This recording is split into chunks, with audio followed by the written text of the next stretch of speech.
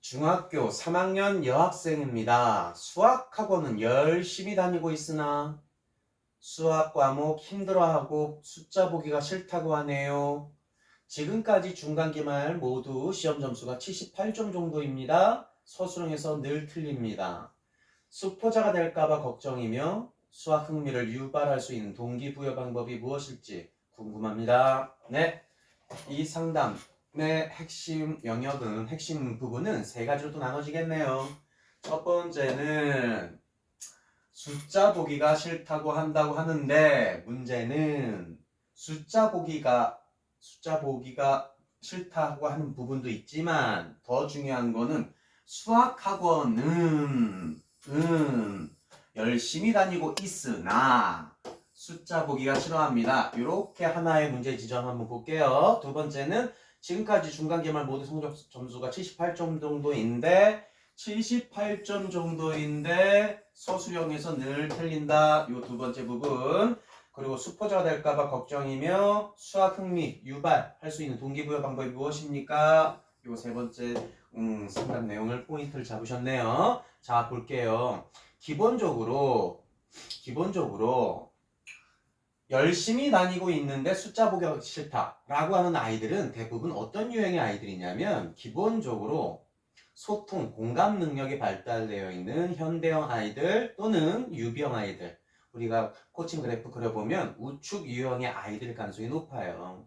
이 아이들은 이성보다는 감성 영역이 발달되어 있고 스피킹과 리슨이라고 하는 언어 영역이 발달되어 있다 보니까 표현력은 발달되어 있는데, 사실은 이 표현력에는 활자 총량이라는 것이 무조건 기본적으로 갖춰져 있었을 때 강한 자신감이 들어오고요. 이 자신감이 들어왔을 때 누군가와의 소통에서 언어 흡수가 될 수 있는 가능성이 높아요. 공감 능력이 발달되어 있다 보니까 누군가의 이야기, 누군가와의 소통에서 들린다 안 들린다가 되게 중요하거든요. 야, 그런데 문제는 들리는데 이해가 안 되는 애들이 있어요. 바로 이게 공감 능력이 발달되어 있는 현대형 아이와 유비형 아이들의 공통된 특징이에요. 그런데 이 친구는 수학학원은 열심히 다닌다고 있잖아요. 근면성실은 해 보이네. 그래서 이 아이가 보니까 유비형 기반의 아이 같아요. 이건 유추입니다. 데이터를 보고 있는 상태가 아니고 텍스트로 이 아이를 바라보고 있기 때문에 요 현재 상태, 텍스트에서, 센텐스에서 제가 재해석을 할 수밖에 없는 상태니까 감안해 주셔야 됩니다. 수학학원은 열심히 다니고 있대. 이 아이는 유비형 아이 가능성이 높아. 유비형 아이가 숫자가 들어와 안 들어와? 기본적으로 현대형 아이와 유비형 아이는 수학과 과학이 없어요. 확실해요. 달란트 자체가 그래요. 수학적, 과학적 달란트가 없는 게 확실해요. 그래서 이 숫자 보기가 싫다라고 하는 것은 당연한 거예요. 그렇다면 이 당연한 것을 극복하는 방법이 뭐냐? 이거는 언어예요. 언어 그리고 관계예요.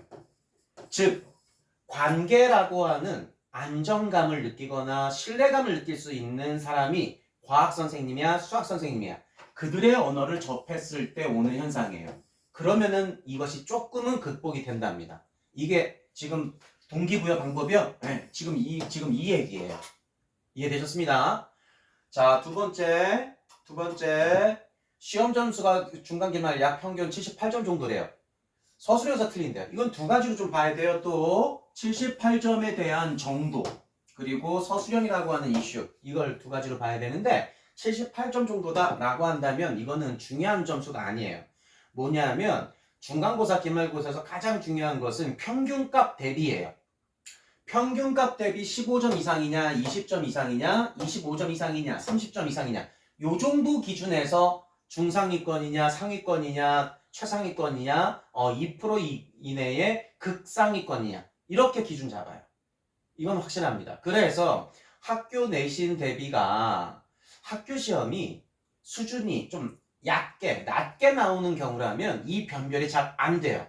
그래서 학교 수준을 평가하는 기준이, 이거는 굿잡 신임 선생이 하는, 항상 또 강조하는 부분 중에 하나인데, 학교 시험이 결코 쉬워서는 안 돼요. 예. 조금은 난이도가 있어야만 이 수치적 증명, 변별이라는 것이 꼭 일어난답니다. 그래서 평균 대비로 한번 보시면 돼요. 근데 78점 정도 수준이라고 하는 거 보니까 그래도 근면성실은 했구나. 수학학원 열심히 다녔다 그랬잖아요. 맞죠? 그러다 보니까 근면성실하게 흡수는 했으나 수학적 어떤 동기부여, 관계적 동기부여, 언어적 동기부여가 일어나지 않아서 오는 현상이다. 자, 그런데 문제는 뭐다? 서술형이죠. 이 서술형이라고 하는 것이 왜 틀리느냐? 이건 가장 공부에 있어서 근거, 근간, 기초, 기본에 해당하는 부분이에요. 뭐냐면 설명할 수 없으면 아는 것이 아닙니다. 알지 못하는 모든 것들은 이해하지 못했음을 의미하는 겁니다. 즉 서술형이라고 하는 것은 내가 이해된 것을 알고 있다라고 하는 표현이에요. 맞죠? 그 표현에서 항상 틀리고 있잖아요. 그렇다면 이 아이는 지금 이해하고 있는 학습이 아니라 암기하고 있는 학습일 가능성이 높다. 암기하지 않는 학습으로 끊임없이 말로, 글로, 특히나 유비형 아이라 그랬잖아요. 유비형 아이였기 때문에 특히나 글로 정리하는 연습, 훈련, 이 훈련 상당히 중요합니다. 사고력이 발달되어 있는 유비형 아이, 현대형 아이는 위쪽 밸런스죠. 오른쪽에서도 위측을 갖고 있는 아이다 보니까 이 아이는 언어적 영역에서도 말로 하는 언어 표현. 그래서 말로, 글로, 글로, 말로 이 두 가지 밸런스가 같이 잘 잡혀야만 이해력이라는 것이 향상이 돼요. 이해력이라고 하는 것은 집중력이라고 하는 것을 연관하게끔 돼 있어요. 집중력이 좋았을 때 적용하는 힘, 응용하는 힘이 생기는 거예요. 우리 아이들이 실수가 많아요 라고 하는 애들 생각보다 많죠? 알면서도 틀렸대. 아니에요. 그거 사실 제대로 알고 있는 게 아니에요. 모른다라고 해도 무방할 겁니다. 알고 있고 제대로 알고 있고 제대로 이해하고 있는 것들 모든 것들은 설명이 가능합니다. 이것이 확실한 수학 흥미를 유발시킬 수 있는 동기부여 방법이다 라고 제가 정의 내립니다.